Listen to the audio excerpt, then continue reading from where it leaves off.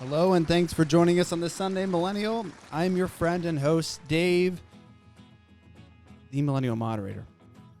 We are joined tonight by Donald. What's going on? Not much. Kyler is out on a marketing mission, I believe. Yeah, he's out in the streets. He's out in the streets, yeah. He's on a real marketing mission. That's what he told me, at least. So Sure. he will not be here. We got CJ on the board over there. Hey, how's it going, everybody? Good. And we welcome our special guest, John. How are you? I'm doing well. Thanks for having me. It's a pleasure for you to be here. Thank you. Thank you. So to start off, we're going to move into our guest, our special guest here, John. Thanks for being on. Tell us a little bit about yourself. Name's John Brennan. I grew up in Tower City, Williamstown area, went to Williams Valley High School. So Donnie and I played sports against each other. I think I graduated the same year as Arthur. Yeah. If I recall. Big bro. Yeah. So his big brother, Arthur, we graduated together. Went to Shippensburg, got a degree in journalism. And while I was there, started training in Brazilian Jiu-Jitsu and in Muay Thai from a flyer that I saw in the rec center.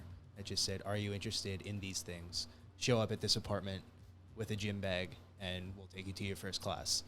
So just showed up, packed in the back of Mike Hagman's truck, and drove the 40 minutes to Chambersburg and started training jiu-jitsu. Got a degree in journalism from there, moved back home with my parents in Williamstown, started working at the GNC at the Frackville Mall, and found Joe Godinez and XFC out in St. Clair. So I started training with Joe out there. Heard of that place. So was there for about 2 years, had my first kickboxing fight there, got promoted to blue belt there. All the while I'm with my high school sweetheart, Kayla. So she got a nursing degree from Lancaster General School of Nursing and got a job in Lancaster. So Great city. love it. Yeah, I love living in Lancaster. We moved down there Represent. in 2013. As an accent, actually. And I started working for the Barnstormers, the Oh, minor league cool. baseball team. Yeah, so I interned with them my last summer, and once we moved down there, I took the job, was working in their production booth. So running everything you saw on the field, anything that you saw up on the big screen, was doing that. And also found Gracie 717, the gym I still train at, and started fighting MMA out of there. So I was with the Barnstormers for 3 years. Left there, was honestly just burned out. Minor league baseball is a serious grind, like 60, 70-hour weeks. No kidding. Yeah, because you're Really? working, you're in the office, right? I was working in sales, so I'm selling advertising all day during the day, my 9 to 5, and then 5 o'clock hits and you go into game mode. So you work your 9 to 5, and then you work in the booth from 5:30 until whenever a baseball game ends. Obviously, it's 9 innings. You can't say, "Oh, it'll be over in an hour and a half." Yeah. So sometimes I wasn't leaving there until 11, 12 o'clock at night, back in at 9 the next morning, and do the whole thing all summer long. It was a lot. I imagine you get paid very well either. No, not at all. No. Sales job. So you were commissioned, right? A lot. Yeah. I had a salary, but then I had to hit my goals to make money on all of my sales. Oh, Yeah. that's stupid. So I had a buddy that used The to work fun out of it. used to you work know? out in California for the Padres, Mhm. the baseball team out there. And he was in sales and he did what you did. He actually moved back to Philly and he did that, or what you did. Yeah, he moved back to Philly and he did that for the Flyers too. And he sold tickets for the Flyers, the 76ers, all out of Lincoln and the stadium there, Wells Fargo. And he used to tell me stories, and it was like not Wolf of Wall Street, but like a bunch of guys right out of college in like a bullpen area, like just cubicle, and then just dudes selling on the phone like Wolf of Wall Street. So that's what I picture. I picture you in Lancaster, PA, in like a mini Barnstormers, like Wolf of Wall Street kind of thing. it's pretty much what it is, honestly. I mean, Hey, my name's John. I'll sell you some insurance. it's phone call after phone call after phone call. And the guys that run the Barnstormers, the owners of it, they started Clipper Magazine. I don't know if you've ever heard of it. Yeah. Yeah, Well, so- it's Clipper Magazine Stadium. Correct. It is. And I they- lived in Lancaster for 3 years. Oh, so. awesome. So Right you by know. the stadium. So you know Went to all about seminary it. there. Yeah. So they went to Franklin and Marshall. They started Clipper out of their dorm room. So Nice. Sorry. Their thing was, we were door-to-door salesmen. We just went knock on every door, so that's what they wanted us to do. I had lists 500, 600 companies long. bang the phone all day, bang the phone, bang the phone, bang the phone. Damn. Just deal with a lot of rejection. That's what it taught me. It's kind of messed you up psychologically, I think. A little bit, yeah. It was a lot of going home and being like, why can't I do this? Why can't I get anybody to buy anything off of me? But it also taught me a lot about myself and a lot about just grinding through things that are really miserable. Yeah. So I came out of it, I think, a better person when I left the Barnstormers. Mm-hmm. Went to a company called Brand Yourself, which was doing online reputation management for people who had less than stellar Google search results. I think I know somebody who works for that company in Lancaster. Is it in Lancaster? It is. Yeah. Yeah. I'll tell you offline. Okay. I think I know somebody who works for them. So I have like multiple questions, obviously, right away. But so you said you worked for a company so you're basically saving people's lives. Because, I mean, we talked about this so many times in the podcast. Your social media, if you're on anything, if you want to get a job, if you want to have, any professional career in this world, if you get messed up online with something like that, you're basically not going to be able to get hired to do what you want to do. So you're just like basically saving people's lives. Or you did. It was, so Brand Yourself started as just an algorithm that would comb your social media, look for specific keywords. If you used a word that you didn't want out there in the world, you could tell Brand Yourself's tool to find it and remove it. And then they moved into a services feature where someone like myself would sit down with you, you'd pay a boatload of money per month, and I would create you multiple websites, all of your social media accounts, and I would ghostwrite articles for you. I would do all of your social media posting. I was essentially you online. And that's essentially what celebrities use. It's exactly what celebrities use. Yes, thank you. Yeah.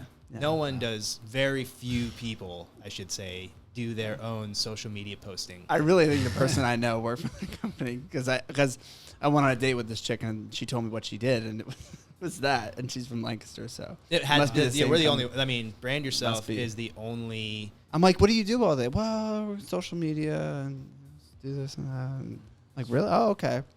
Yeah, and but not only does it, so it takes out bad stuff, but also it fluffs up the good stuff for you, as much as you want. Yeah, so you can't remove something from Google. Google is basically God to the internet, right?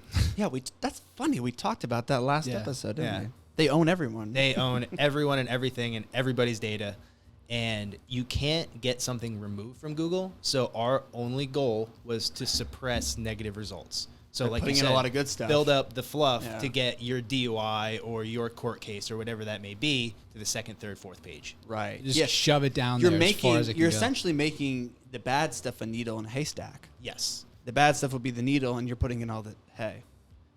If you think about it, when you Google something, how long or how often do you go to the third page? Never. Never. I usually get it within the first page. I ain't clicking on that third or fourth. I'm not doing. Yeah. But my other question before we got into the Barnstormers and before we got into your brand me was, so I did jiu-jitsu for 3 months. Mm-hmm. I don't even want to say I did jiu-jitsu because it's, jiu-jitsu, you know what it is, you know what it entails. It's a very, very personal and it can be an aggressive sport, but it's a very deep sport. It's a very deep sport. So I did it for 3 months, and hopefully if Corona ever goes away, I want to start doing it again. But one thing I wanted to ask you is, when you started to learn jiu-jitsu, because when I started to learn, I did not expect it to be what it was for me. So before you joined in Shippensburg, you said it was, right?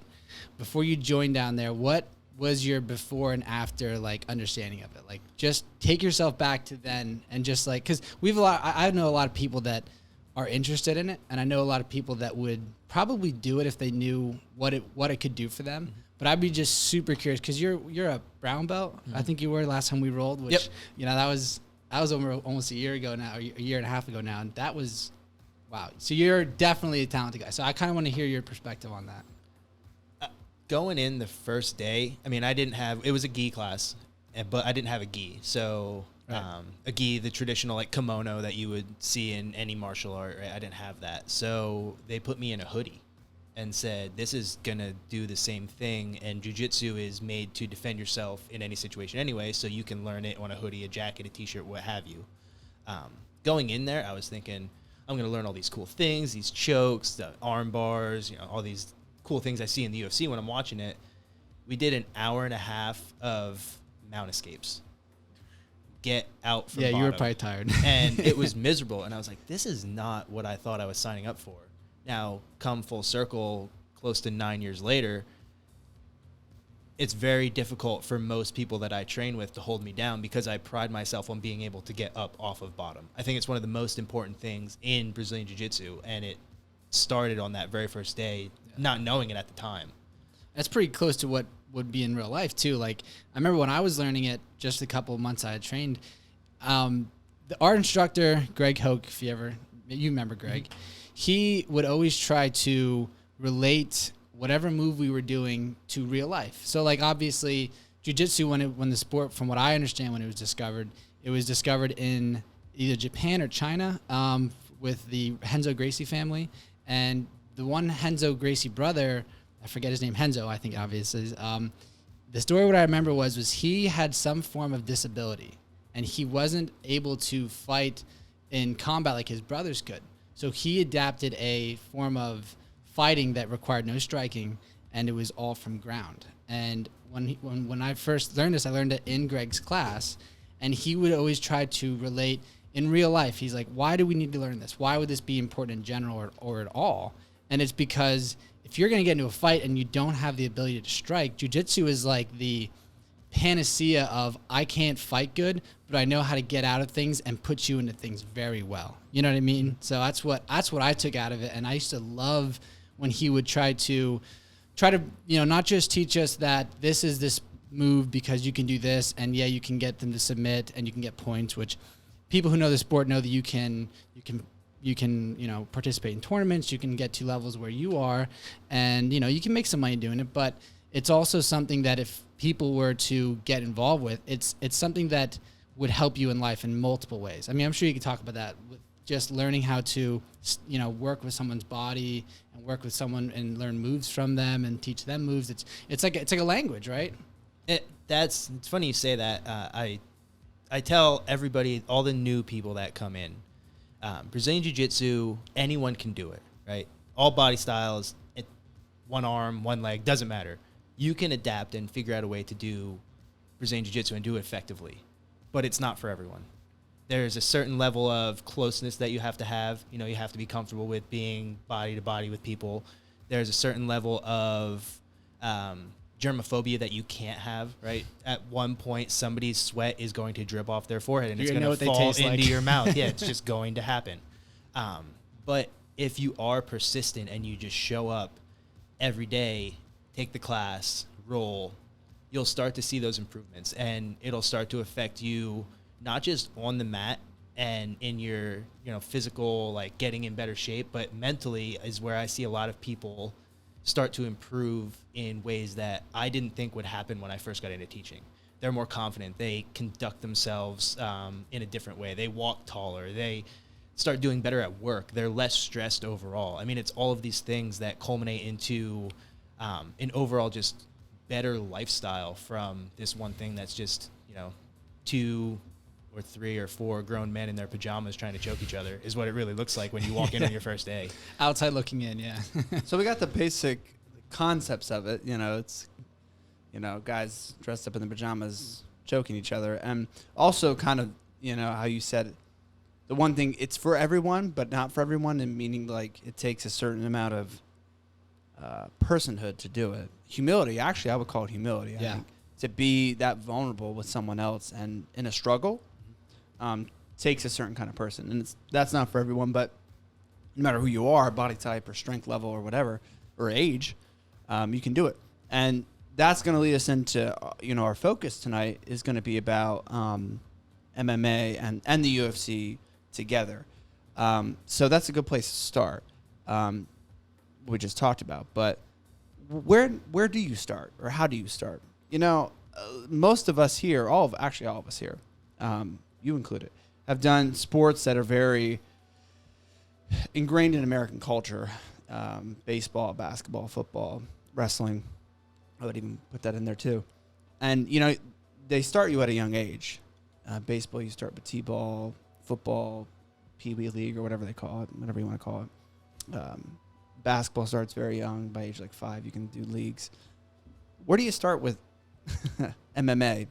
And I know you're more Brazilian Jiu-Jitsu, but I kind of want you to speak on other ones too, like judo and other things too, karate even, just because I know they're not the same, even though they all kind of come from the same place, but they're mixed martial arts or just martial arts in general. But like, where do you start?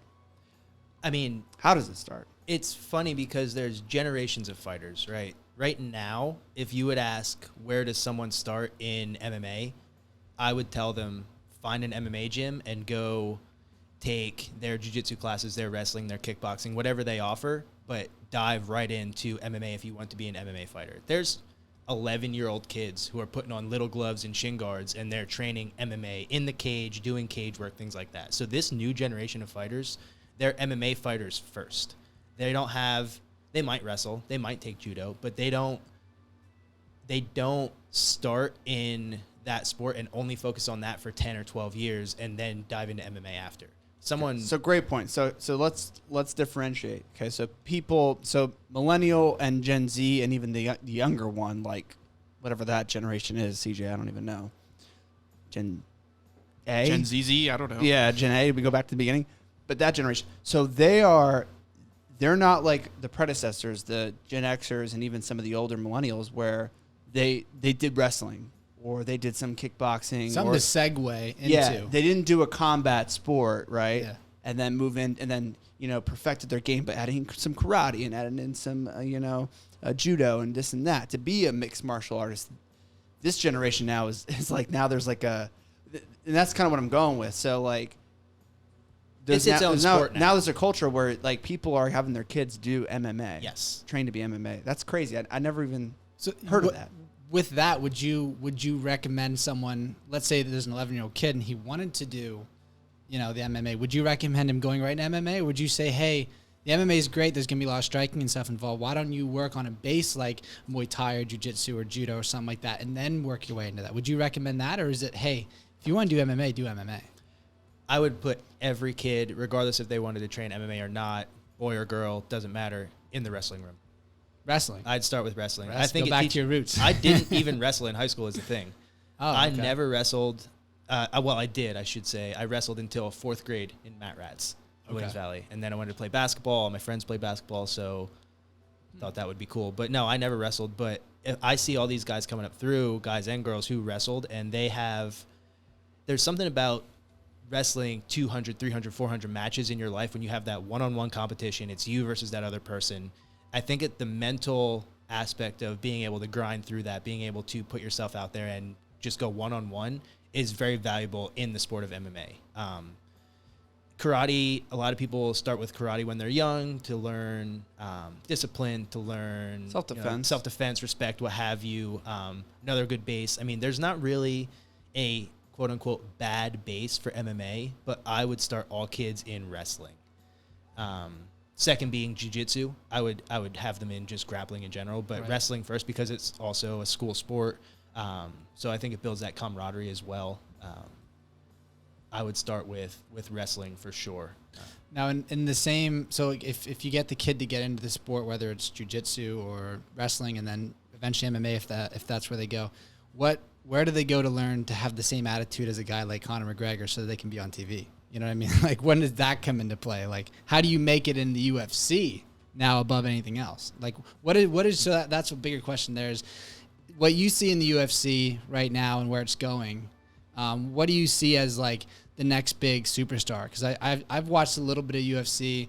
I stayed with it until Corona a little bit. I watched McGregor fight Diaz, and I watched Diaz and Masvidal fight this guy and that guy. So I watched a lot of it, and what it seems like is entertaining is something completely different than the sport itself. So I'm sure you see that a lot. You'll see guys that really are good, and then you see guys that really are just a mouthpiece, and then you probably see a little bit of both. So it's like so is every other sport. Oh yeah, exactly. So it's football. It's just fun to watch. Like, are they not entertainers? But yeah, I mean, why? That's like going back to the Coliseum, and then it's like, are you not entertained? So it's like, yeah. when watching people die is probably like why we grab our phones in the morning. Like, I watch people die on Facebook now because of freaking the riots. So, well, yeah. Well, that's why I think that's the point. But that there is entertainment involved with it, and that might strike people. I think culturally, I think now you're talking about this younger generation who now. I mean, that's just insane to me that people are like there's not a soccer mom anymore. There's a soccer MMA mom. So there's an MMA mom, you know. Prime example. Get your mitts and we'll get in the van. We're going to MMA practice. You know, I never heard of that before. But now there's a culture around it. Now there's people that they're looking at, Conor McGregor and other people. So there's that entertainment factor, and kids look at that and they look up to that and they want to be that. It's the same as football or soccer or basketball. But yeah, like I want to get on the development as Donald was saying. Like, how do you get there? Because now the culture shift. Because now you can be 11, 12 years old and go to a gym, right? Because now these gyms like you go to or others are all over the country. They don't just take adults. Now they take younger kids to learn MMA, and they'll teach them not just striking, but they'll teach them striking and grappling and all kinds of stuff.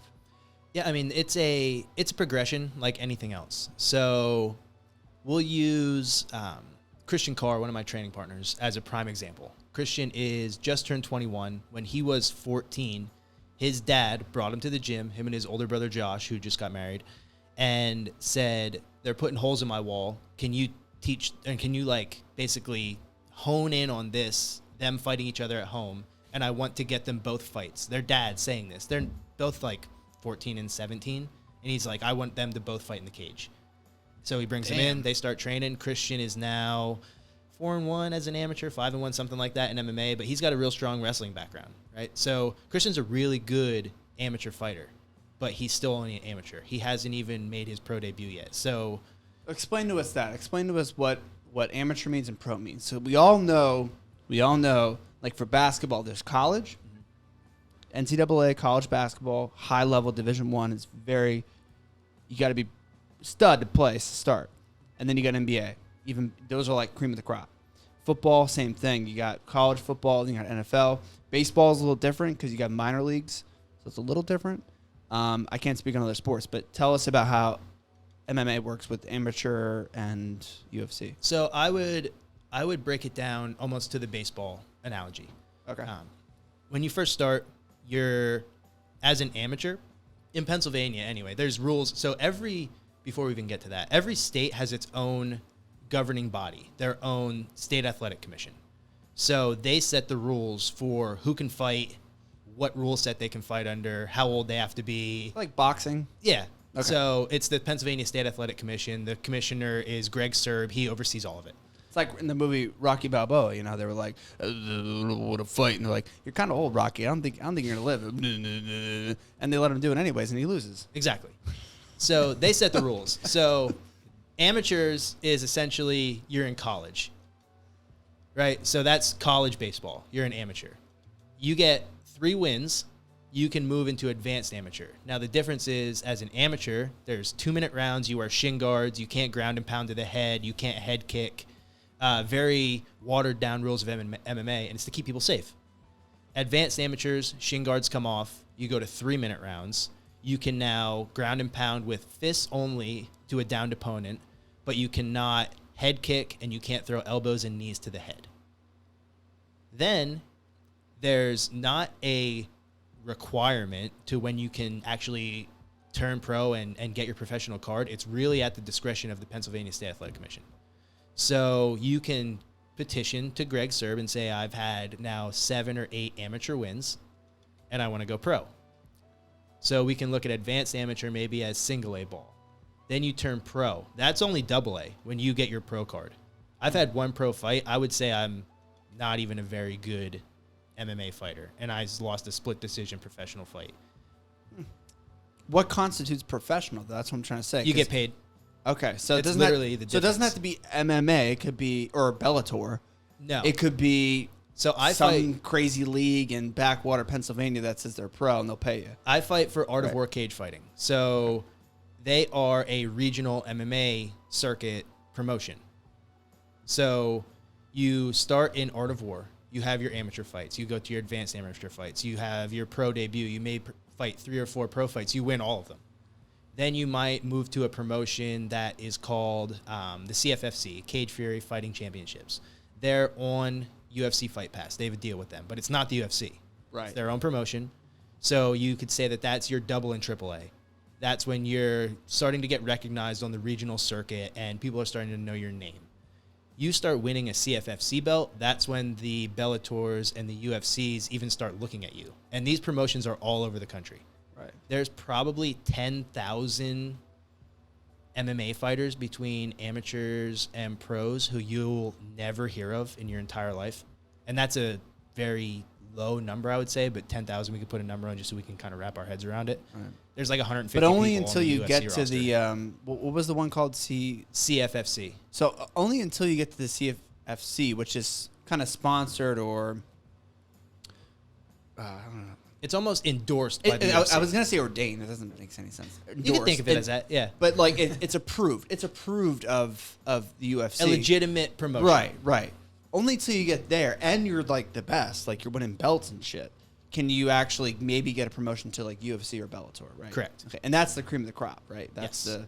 and there's no holds bar too. Yeah. So, and what I'm doing now with, I didn't even mention this, with my company, MMAT company, is I'm creating T-shirts like mine that I have on now for all of these regional fighters. Because you Got know it. that the UFC has the Reebok deal, right? Right. But every amateur, advanced amateur, pro throughout the country wants their own merch, right? But you got to go to a screen printer. You got to order the shirts. You got to get them in bulk, pay up front, buy 1,000 shirts or whatever it is. Hustle them out of a brown box while you're training, while you're cutting weight, while you're selling tickets. Yeah. So we streamline the process, put everything online, and we sign fighters and sponsor them. It kind of, I don't know if CJ might relate to this more. I don't know about you guys, but it kind of sounds like to me like pre 80s WWF. It really does. Like what you're describing, what mixed martial art is as a professional sport, reminds me of what professional wrestling was before like WWF and WWE became a thing. It was very regional. And you had local kind of talent and things like that. You had people in the circus that wrestled. You had this kind of localized kind of thing that you get into. And then you kind of work up into more like of a tri-county thing. And then you had a regional thing, right? Like it was very regional. Before they took over, the WWE took over all the regions. That's what it was.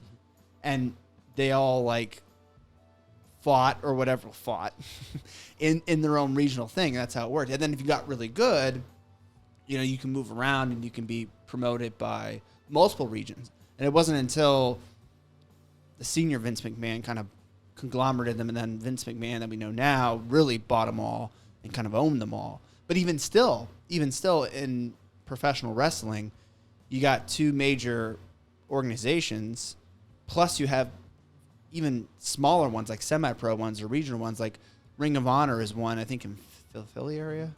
But there's a lot of people that come out of there that eventually go to the WWE and stuff like that. But it sounds like that. I don't know if that maybe is a better analogy for people who are listening. Because I think you made a good analogy with baseball. That kind of made sense. The biggest difference, honestly, if you want to get to the UFC, you got to be really, really good. Like, really good. Or you have to sacrifice literally everything. You have to... Sell your soul. I'm not joking. You could see countless stories of guys who only make it to the UFC. They're not world champions, right? They just get there. And they sold their house, sold their car, lived in the gym, lost all their relationships, didn't go to a birthday party in 5 years, didn't do this, didn't do that, all for the pursuit of that dream of being in the UFC. Right? So you have to sacrifice. It's not like when you go play college football and you have Alabama recruiting you and they're showing up with a bag of $50,000 and just accidentally leave it at your house. Don't do that, John. Sorry. So you could have all the do talent. that. You could have all the talent in the world, and that guy you just described, who's living in a gym for 5 years, he might not get the deal that would be easily given in another circumstance, but he just basically sells his life to do that. Correct. Which is just Well, that's a good For question. pennies on the dollar, too. You don't make Yeah. any money. Hold just up, to though. stand in that octagon and have that guy announce his name. What's that guy who's always Bruce Buffer. Bruce Buffer. Yeah. I just- And now! yeah, the mic coming Yeah. down from the ceiling. I mean, that does. If that guy got to say my voice and I get to walk in the octagon, I don't know. I'd do some weird shit to get there too. But at the same time, it's like, I would- a yeah, it'd be birthday pretty party in good. 5 years, no cake for 5 years. That's Finally! That's The Rock. No, doesn't he say that? Doesn't he say that? And finally, maybe I got that. No. mixed up. I thought he says that's finally. Dwayne the Rock Johnson. No, Dwayne the Rock Johnson says it doesn't matter what you think anyway. What was I going to ask? Oh yeah, talent. No talent. That's a good question. Actually, this is really important. I had this in the back of my mind because you're right. There's some people who are just freak athletes. We all know them from our high schools or from our college days, right? Who are just gifted beyond belief, and we envy them so much. At least I did. They didn't have to do anything, and they were just great on the football field, or they were great in the basketball court, or they were great on the mat, or whatever sport. And yes, they get those, Alabama coming in with them with some kind of, treat. I won't say with it's their money. bags. Yeah, something, and they kind of get everything handed to them, and they do probably work hard. I imagine most of them, I think, do, but they have this God-given talent. Is that a thing in MMA though? It is. Do you see Athleticism goes a long way, but at that level in the UFC, you have God-given talent across the board. There are no slouches. Those people I was talking about that are living in the gym, they were your best athlete in high school. They were your best wrestler, your best football player. Do you think Conor McGregor was a world-class athlete in high school, though? Because when he didn't. tells his story, he's like, I lost my fight to my father, and he's like stupid crap. You need to work on your Irish really bad. I fought my father, and he said, if you beat me, you can go on the MMA or whatever. I don't know what he said. It was just a stupid story, though, how like he got in a fight with his dad, and he beat his dad, and then that, because I guess he was like working somewhere, and he hated it. He hated his life, and he was working like this grind job, and then he like fought his dad. His dad like made a deal with him. He's like, if you can beat me in a fight, you can go do whatever the hell you want to do. I have a question. Brock, no, not to yours.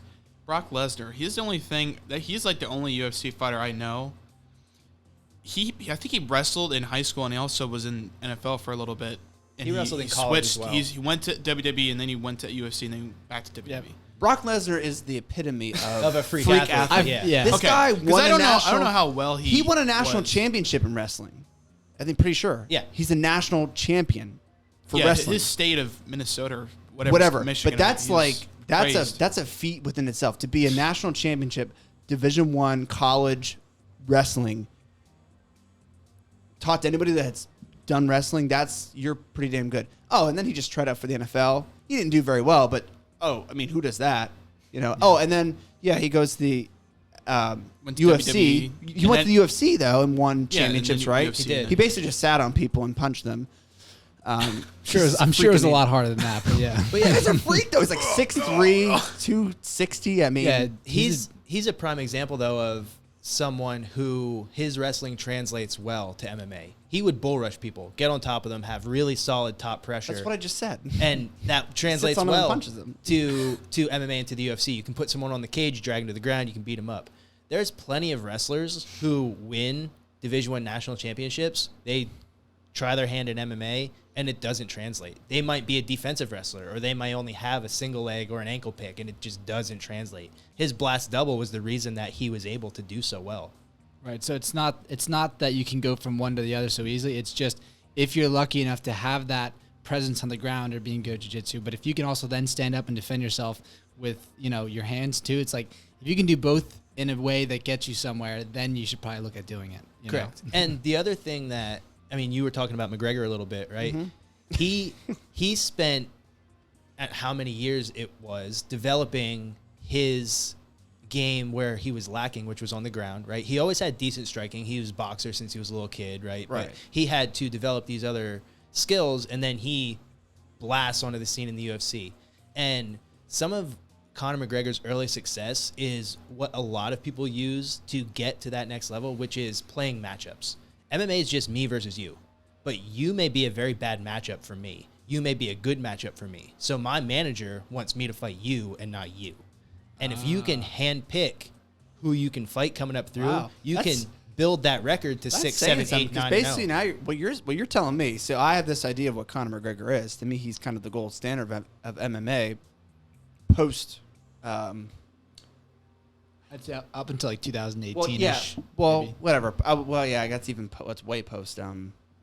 What's his face? Brock Lesnar. Sorry, there's someone in between there. The Chuck Liddell, Randy Couture era.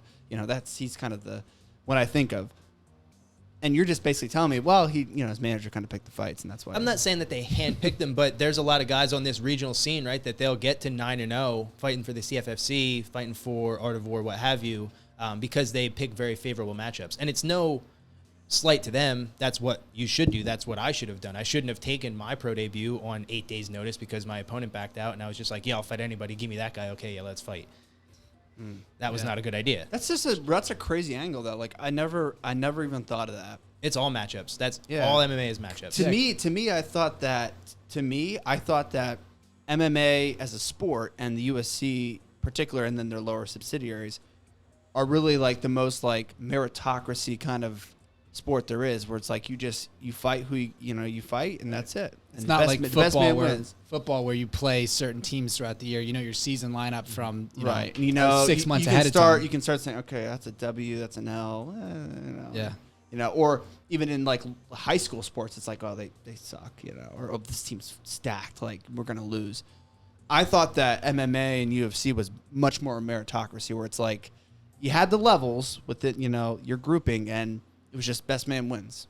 No, it's very, very political. And even to the sense where, Conor got beat up pretty bad by Khabib, right? Yeah. And hell yeah, Khabib has been, unstoppable with everyone that he fought. When Khabib fought Al Iaquinta, he fought Al Iaquinta on short notice, I believe because Tony Ferguson got hurt for that fight. Before Al Iaquinta signed to fight him, Paul Felder, who was ranked like 15th at the time, just by Fox's rankings, right? They just say, this is where you're ranked, was on weight, ready to fight him, and would have been a terrible matchup for Khabib, in my opinion. Not that Al Iaquinta wasn't a bad matchup, it went all 5 rounds, but I think Paul Felder could have been a very dangerous fight for him at that time. And the UFC and the State Athletic Commission of New York, I believe it was, said, well, you can't fight Khabib because he's the number 1 contender and you're only ranked 15th. So there's a lot of politics that goes into it as well. So there's the politics. That's I learned something because I didn't know about that. Yeah, I didn't know that either. That's crazy. But what about for people that don't?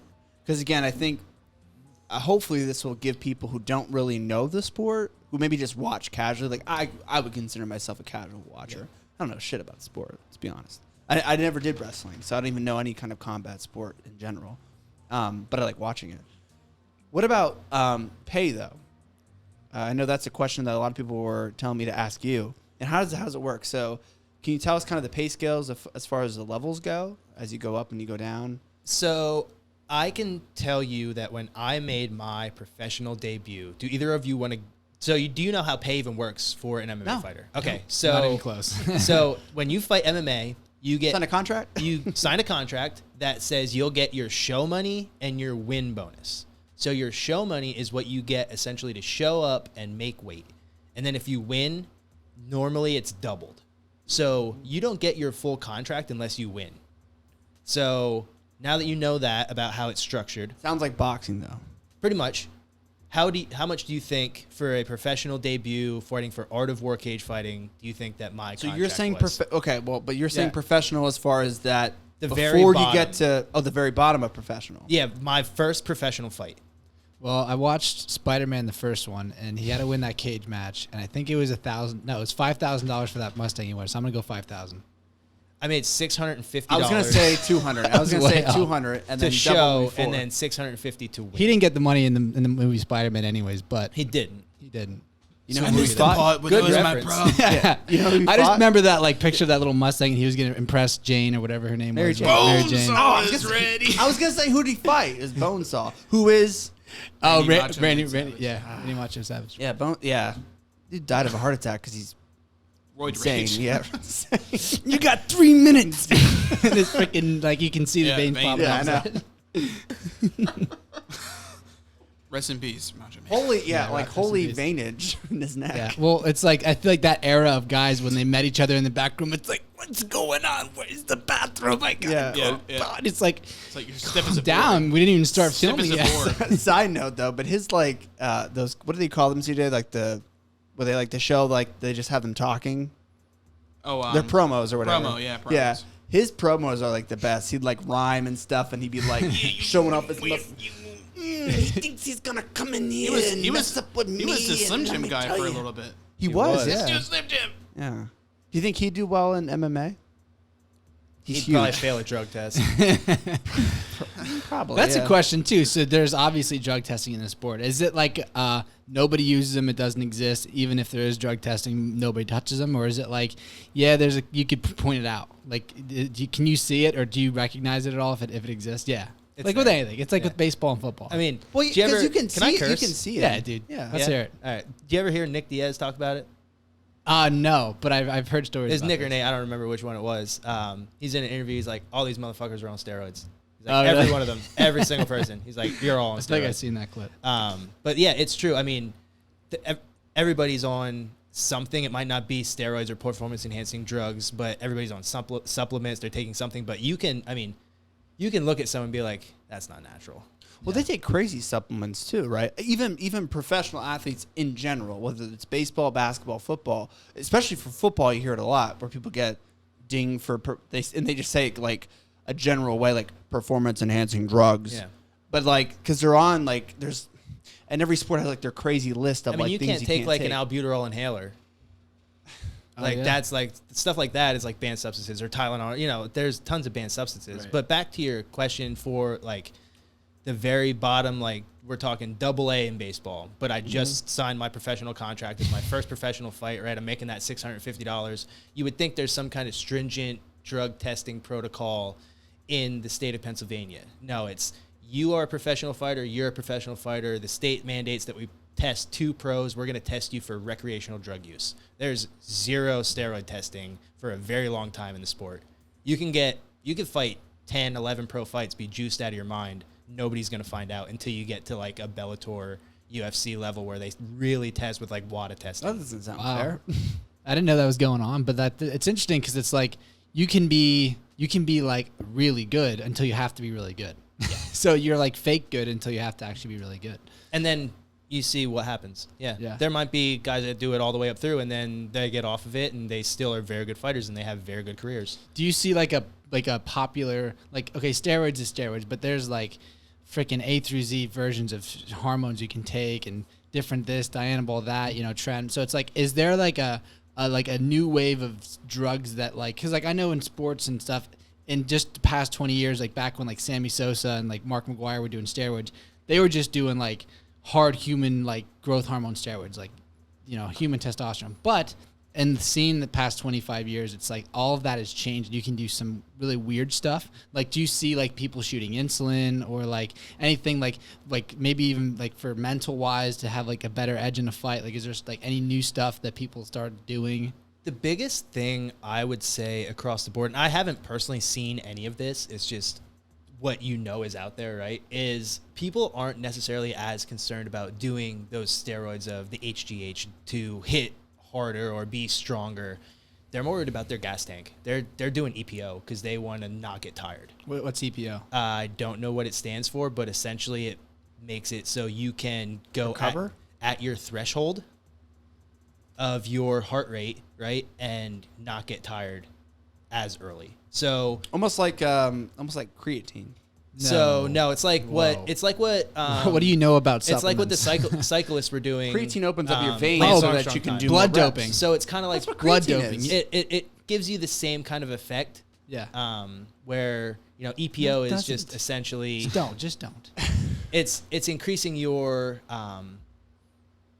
gas tank. It's making Yeah. it so you don't get tired. I remember when the Armstrong thing came out with him and the biking, what he would do, and this is what I remember, was he would work a really hard workout. He would do about 4 hours of high cardio where his blood is super saturated with oxygen. He would then pull like 1 liter, 2 liters of blood out of his body, put that on ice, and then day of event, he would put that back into his body, and that blood with the extra oxygen in it, which took him 2 or 3 hours to build up, is now instantly back into his veins, which more oxygen in your bloodstream enriches your iron saturated blood cells, which can get more energy to your cells faster, work out longer. I mean, all that stuff. So I remember it being legal. But yeah, let's hear what's EPO? EPO is F3O-pointine. F3O-pointine, I think it's how you say it. It's secreted mainly by the kidney in response to cellular hypoxia. It stimulates red blood cell production in the bone marrow. There it is. So it's a synthetic way of doing that. Yeah. But Now, when you get to so that can happen on the regional circuit, right? Anybody can really do any of that, and it's fine, and no one's going to say anything for a while. When you get to the UFC, they test for literally everything. So even 5-6 years ago, you could cut 35 pounds of water, right? Go in, walk on the scale at 185, and then come back up to 215 by the fight the next day. And you're a 185-pound fighter, and that's what you're fighting someone else that weighed in 185 pounds, but the next day you're 215 in the cage. And people would dehydrate all that time, and then they would just get an IV bag, get a drip, right? Fully hydrated, 4 hours, good to go, like it never even happened. Now they banned even IVs. So the sport is right now as clean as it's ever been, and it's still probably not 100%. It's definitely not 100% clean. Okay, so good question here. So this brings us to a good point. Has the UFC been the best thing for MMA? Because what you're describing, I'm a historian, and fighting used to be, we go back to gladiators and things like that. But even in boxing, there was a weight class, but there wasn't many restrictions. It was really just man versus man. As long as you're in the weight class, you fought. I don't care how you got there, but you fought. It seems like, and even UFC at the very beginning, its onset, its history was taking the best fighting styles and putting them together. So let's see a karate master fight somebody who's a judo master, and then it created it really created mixed martial arts. The idea was you should kind of have a mix of all martial art disciplines. But now we're getting into you can't do IV drips and banned supplements and all this other crazy stuff. It's crazy scientific. Is that the best thing for the sport? To make it a legitimate sport, it has to be, right? The sport was very, as you would say, Roman times, right? The Spartans fighting each other. Right. It was just guys were getting their teeth literally kicked into the crowd in the early UFC 1, 2, 3, 4, right? Mm-hmm. And that can't be sustainable, and it can't be presented to a wide audience. It's more of kind of this thing that you get on your illegal cable box, and you sit around with all your buddies in the 90s, and you watch it, and you just want to see somebody bleed. It's like chicken fighting. It's exactly cockfighting. It exists, but you shouldn't watch it. Yeah, and what happened was they saw that for this sport to be recognized as a legitimate sport, it has to be treated as such. We have to test our athletes. We have to have official uniforms. We have to do all of these things. So, prime example of people not still thinking it's a sport. The company sold for $2 billion, I believe it is. It's got a national television deal with ESPN. They were having fights amidst coronavirus in an empty arena in Florida, and there are still people on ESPN where this deal was done having conversations about when the first major sporting event's going to happen. The UFC had 3 fights the weekend before, and they're still asking about the major sporting events. So it's still got a long way to go. Fight Island. Fight Island's coming in July. It's in Abu Dhabi.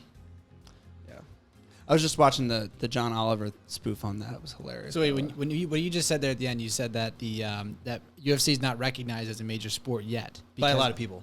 So people, when they think of fighting, it's they think of it as this not underground thing. It's obviously it's nationally televised from some sports, but or some fights, but it's not what people think of it as. It's just not. It's not there yet. Do you think it will get there? Do you think it'll be when people go to watch a Super Bowl, they get 1 out of 5 people in America watching at that game? Do you think that'll ever be the UFC? Do you think guys? Because I was gonna ask this earlier, because with what my impression of the UFC, when you see big names like Conor and Holly Holm and what was that girl who Ronda Rousey. Ronda Rousey, thank you.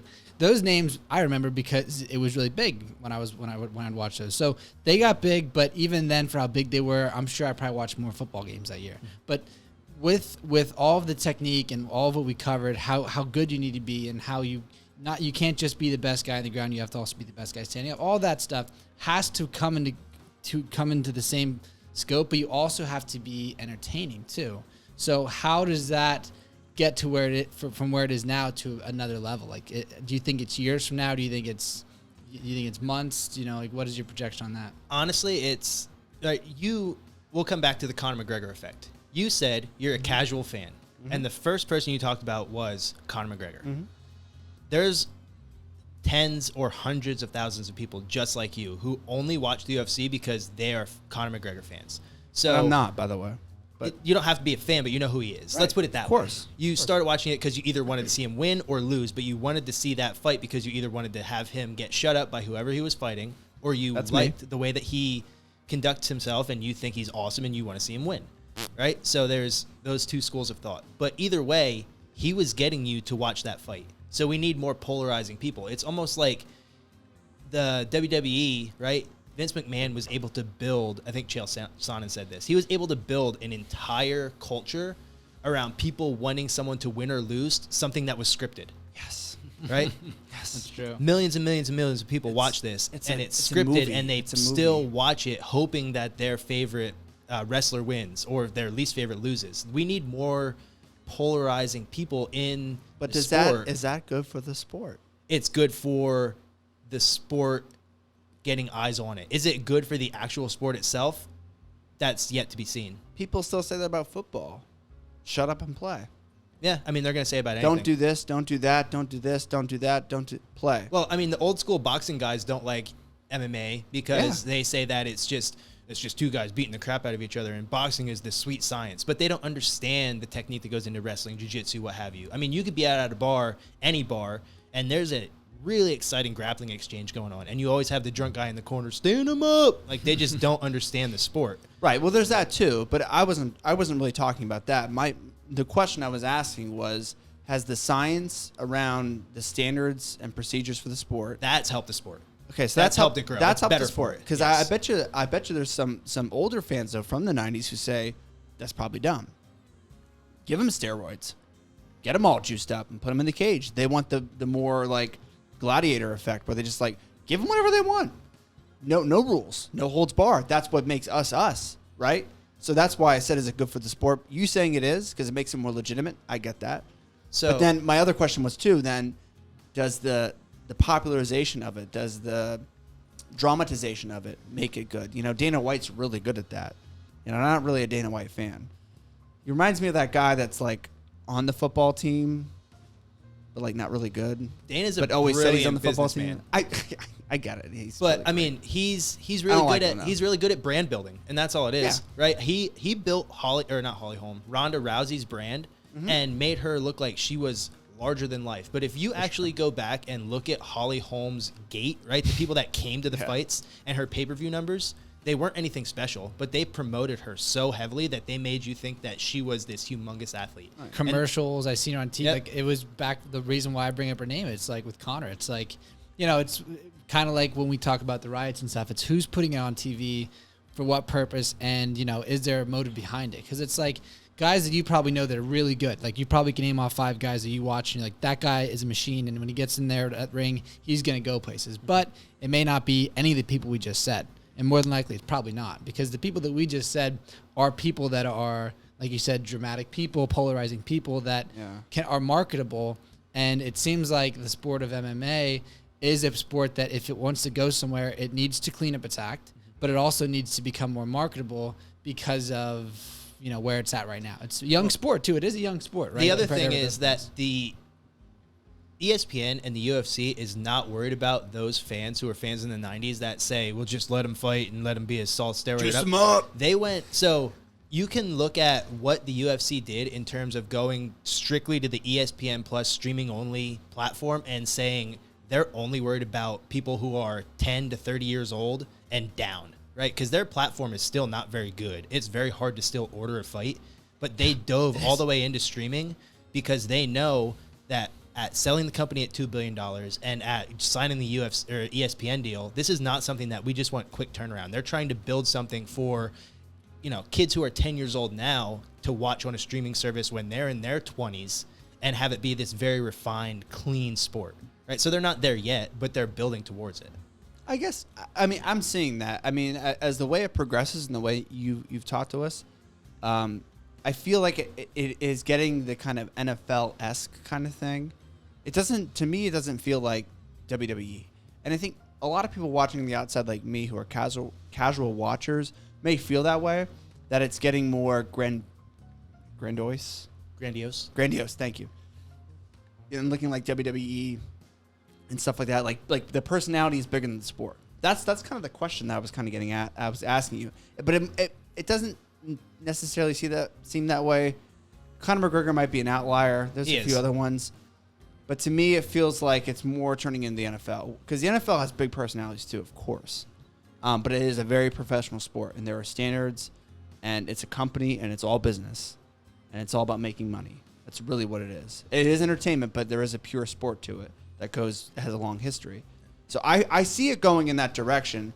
But kind of accepting the branding aspect to it and the personality aspect to it, they're getting more comfortable with that. It's a slow process, right? Nothing worth doing and doing the right way happens overnight. And Dana knows that, right? It's 1997, I think, was the first UFC. So they've been building this thing for a very long time. Right. I said it was young. Like it's not even. It's still a young sport.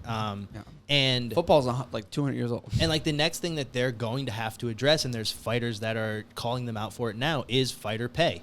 Right, you hit on this a little bit earlier, and we didn't get to finish that topic. But I made that 650 or whatever it was. But there's guys that get signed to the UFC, and they might make $5,000 and $5,000, right? 5 to win, 5 to show, 5 to win. So they get $10,000, right? So that doesn't count. They have to bring in their training partners. They pay people to come in and train specifically for who they're fighting. They have to pay their coaches. They have to pay this. They have to pay that. All their meals. They have to do all of that, right? Do they get insurance? That I can't speak on. I would think that they have some sort of insurance plan from the UFC, but I can't imagine that's very good. Well, if they did, they don't. If they did, that's a lot better than WWE because that's exactly what they do. Vince McMahon hires his talent as independent contractors. And this is something good to research, actually, if you're interested in it. So everyone thinks it's like John Cena makes a lot of money and The Rock makes a lot of money and whoever else they have in there. They make a lot of money. They do. But he hires them as independent contractors, essentially. So he only pays them so much money for their talent, basically, and does not give them insurance. And oftentimes they have to pay for their own medical expenses and things like that. And also their training, too. So he doesn't... He does develop them once they get to the WWE, but he doesn't get them, you know what I mean, before that. So they have to invest a lot of money and time to become a professional wrestler.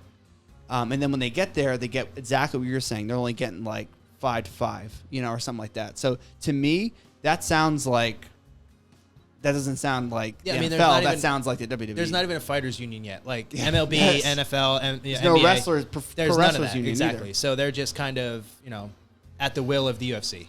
So I looked it up. The UFC does not provide health insurance to fighters. So they don't. This is from ESPN.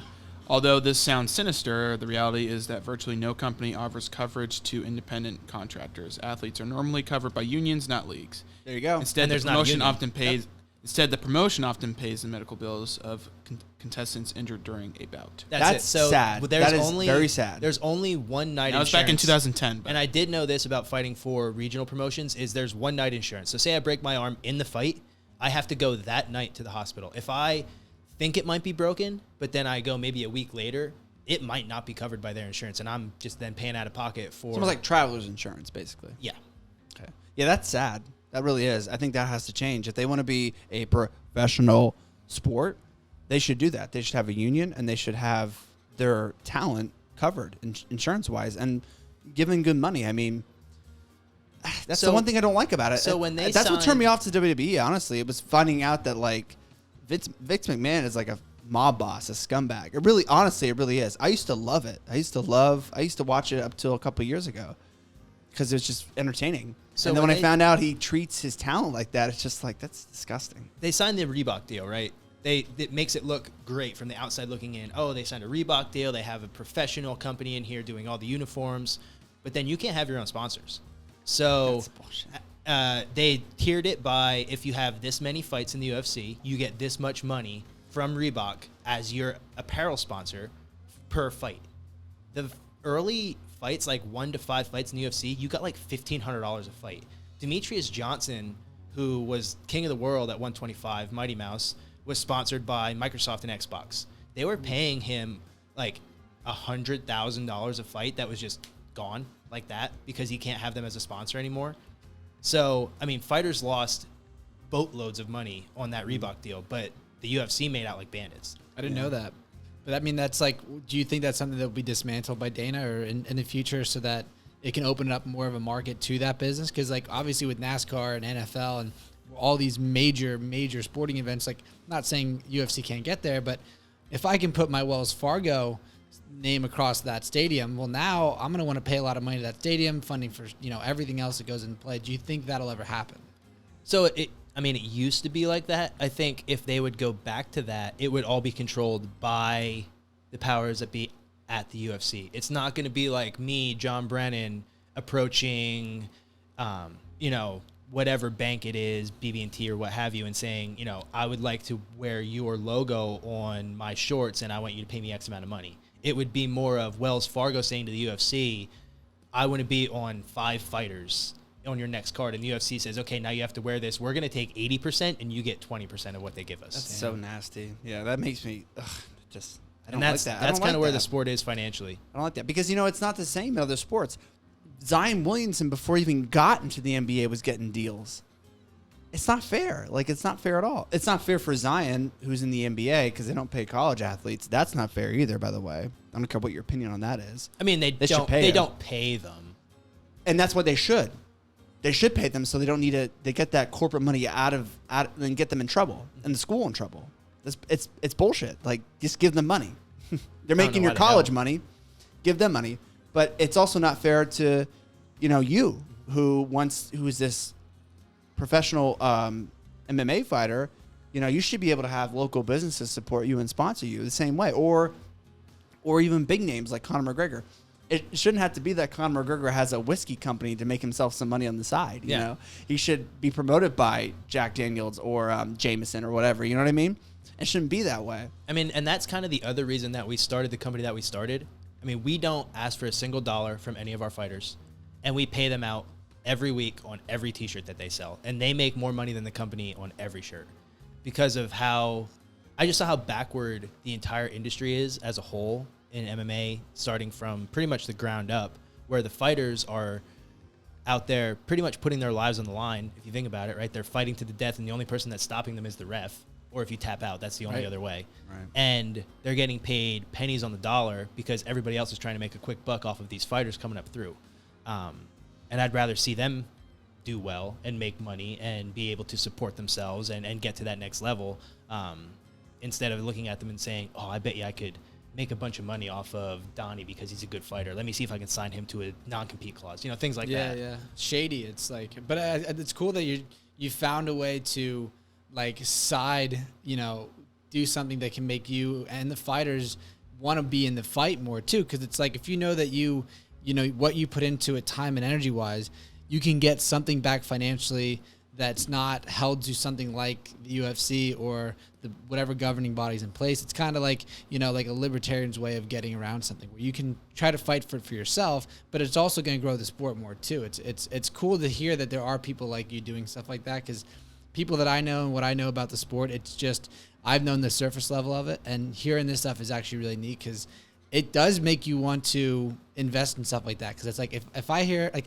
back when I watched the UFC, when there was like camps, when there'd be one camp versus another camp, I used to think that was really cool. I used to like that, and I thought that that's what the UFC was, and it was just reality shows. But one of my other questions too is, do you think that UFC will ever get to a point where it'll have teams like it used to, but not just for reality TV, but like, multiple fighters under, say, BJ Penn came back and did something or something like that, where it's a BJ Penn guy, like a coach, and they can make their own money in their own camps, training and fighting, and then they go to the UFC and perform. But they almost come like from Ultimate Fighter.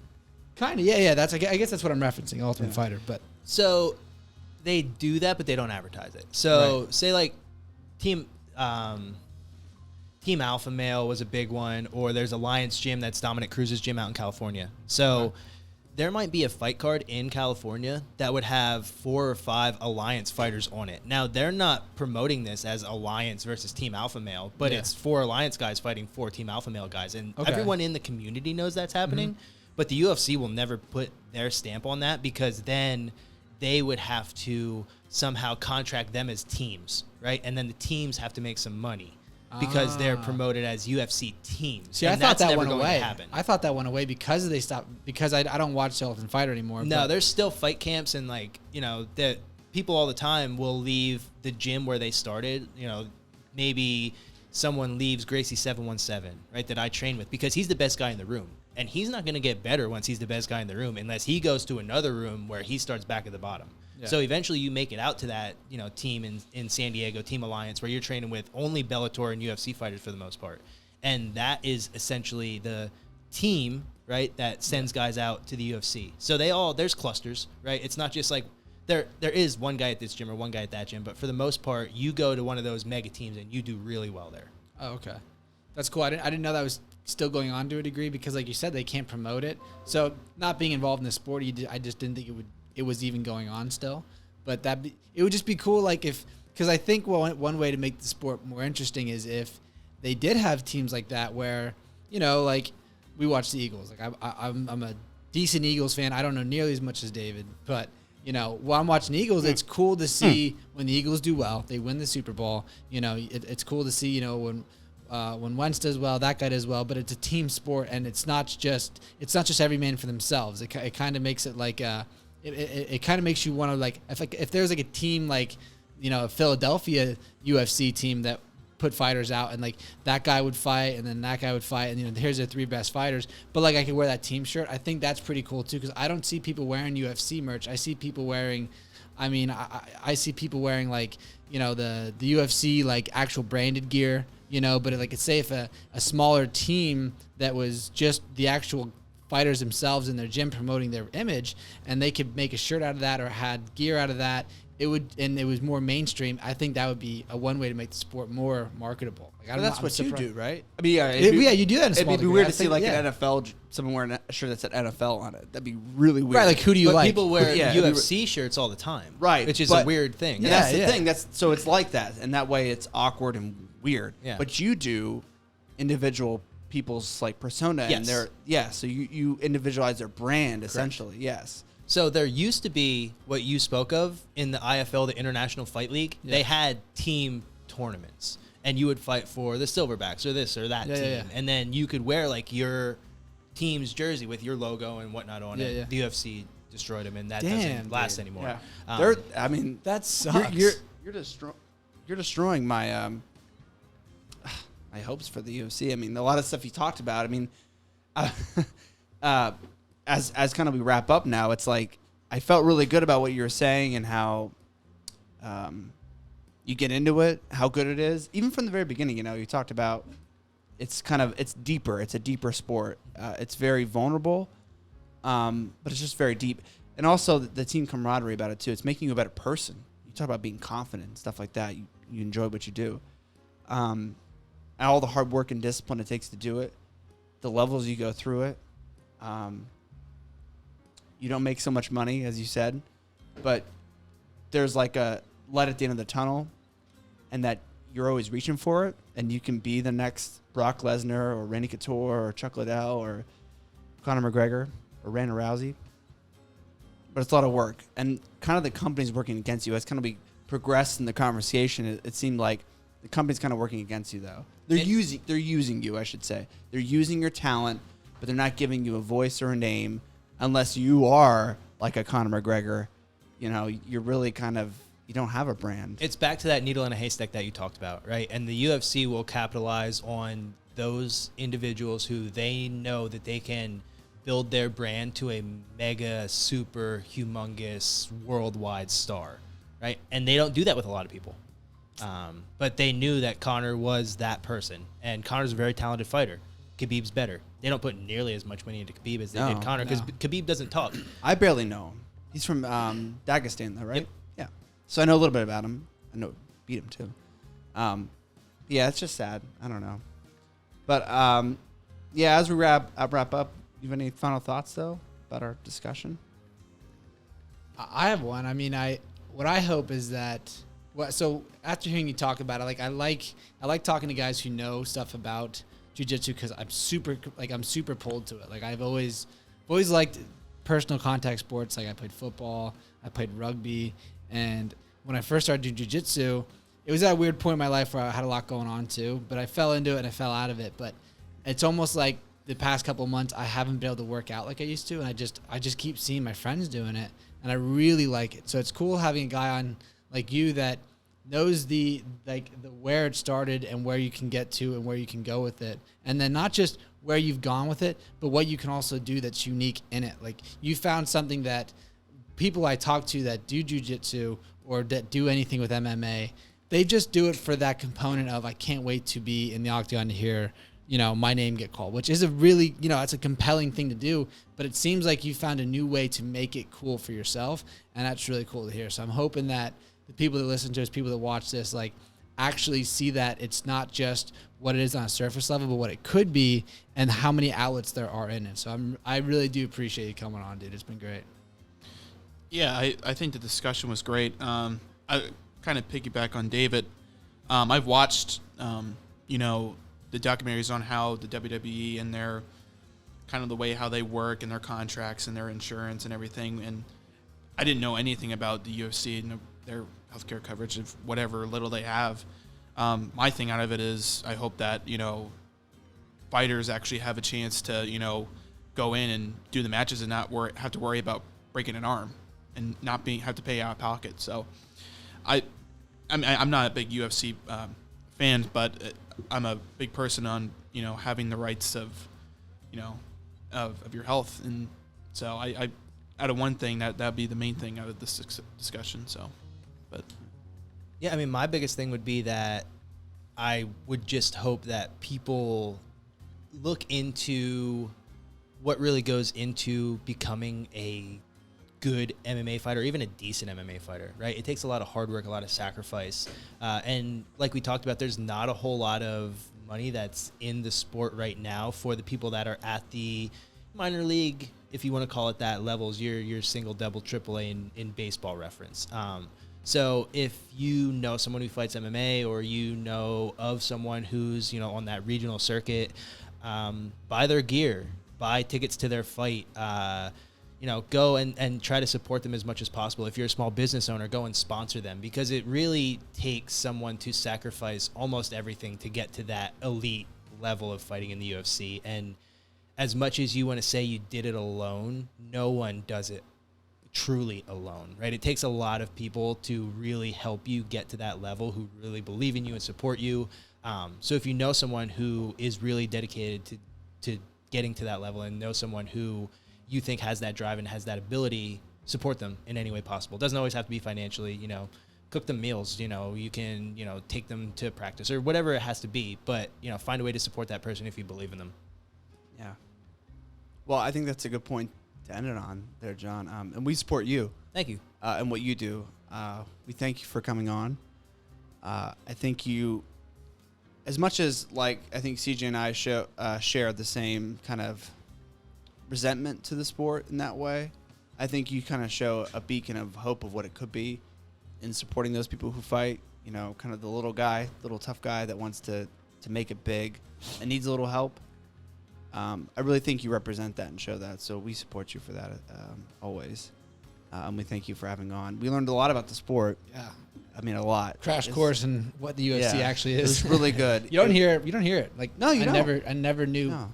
70%. It's like one of those big things that's big, but little to nothing about. Yeah. No, it's true. I mean, I think this will be a good episode where we, someone, whether you don't know anything at all, or you're like me, who's a casual watcher, but clearly doesn't know enough to know that there's MMA gyms out there for little kids, and I think that's really good for them to get involved with. It's another avenue. You don't got to just do football, baseball, basketball. Where we come from, rural America, those are the sports. Maybe they got soccer and wrestling too. Probably got wrestling, maybe soccer, but then they got the big three. And sometimes not even that. We know a lot of schools that don't have football. We know a lot of schools that don't have football. We didn't have a track team. I mean, we had a co-ed soccer team until I was a sophomore. So, yeah. I mean, that's what you have around here. But the sport's growing. I mean, what Greg's doing for the community is huge. So, if you get a chance and you're in this area, definitely check out his gym. Anyone down in Lancaster, feel free to drop into Gracie 717. We start kids jiu-jitsu at 5. So come on through. We'll throw all that in the show notes too. We'll get your tag and everything like that. We'll throw Appreciate it. Yeah, no awesome. problem. Absolutely, because it really supports the communities that we represent, and it helps the kids too. It's a good avenue. I think we all agree that sports are really good for kids and their development. And then of course you can take it all the way, maybe to the UFC. Might be. And worst comes to worst, at least you can defend yourself in a street Absolutely. altercation if you have to. Absolutely. Choke It's somebody good with their for own your- jacket. It's and even that, it's just good for your personhood, I think, too. It is. As you were saying, going back to the beginning, it's just good for your personhood. It gives you confidence. It gives you discipline. It gives you respect, self-respect, too. Yep. And I think that's wonderful. For the last thought, though, we really can't forget, though, that this weekend we celebrate Father's Day. It's my first one. Oh yeah, congratulations. Congratulations. We celebrate mine this December on my own. So There you go. So, you know, I just like to say my time spent in ministry, especially in hospitals, I meet people every single day. And so many people tell me how they didn't have a great dad or a great father figure in their life, and how much it would mean to them if they had that love and support of a father, how much they craved it, really. So I just say to you listening, those here tonight, take the time this Father's Day weekend to say thank you to your dad. As I say that to my dad, thank you. I'm proud of who you made me, and I love you. Well, that's our show. Stay tuned. Stay happy. We'll see you later.